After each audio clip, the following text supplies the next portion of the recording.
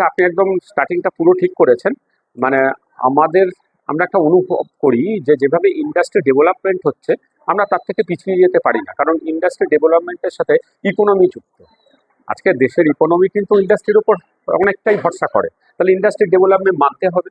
আবার প্যারালালি ভালো করে দেখলেই বোঝা যাচ্ছে যে যেভাবে সয়েল পলিউশন হচ্ছে, এয়ার পলিউশন হচ্ছে এবং ওয়াটার পলিউশন মারাত্মকভাবে হচ্ছে, এর জন্য একটা প্রতিবাদ দরকার।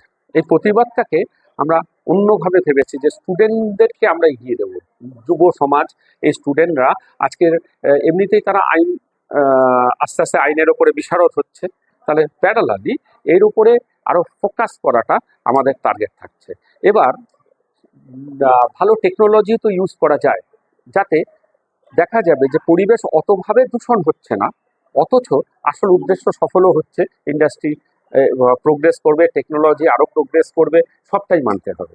এখন মাইস এই RM ল কলেজ, মানে আমরা এই উদ্যোগটা নিয়েছি, আমাদের 3 ইয়ার্স ল ডিগ্রি, একটু ম্যাচুর স্টুডেন্টরাই আসে, যদিও জুনিয়ররা আসে, কিন্তু অ্যাকচুয়ালি এজ লিমিটেশন নেই, সিনিয়র স্টুডেন্টও আছে যারা কিন্তু খুব উদ্দীপ্ত এই ব্যাপারটাতে, যারা চায় যে এই ব্যাপারে তাদেরকে একটু ফোকাস তৈরি করে দিক, বা ডিগনিটারি পার্সনরা তাদেরকে কিছু অ্যাডভাইস করুক, তাতে তাদের কনফিডেন্স লেভেলটাও বাড়বে।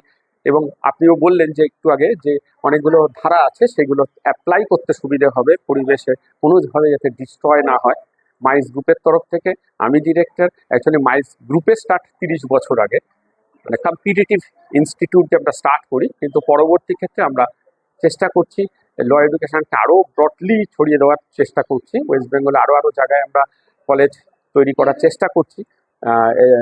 আমাদের নতুন ক্যাম্পাস স্টার্ট হচ্ছে সোনারপুরে কিছুদিনের মধ্যে, অলরেডি ওয়ার্ক ইন প্রোগ্রেস আছে। এই হচ্ছে ব্যাপার। পরবর্তী ক্ষেত্রে 5 ইয়ার্স ল এবং অন্য কলেজও করার প্ল্যানিং নিশ্চয়ই আছে, প্রথমত ল কলেজ এখন ফোকাস। Thank you.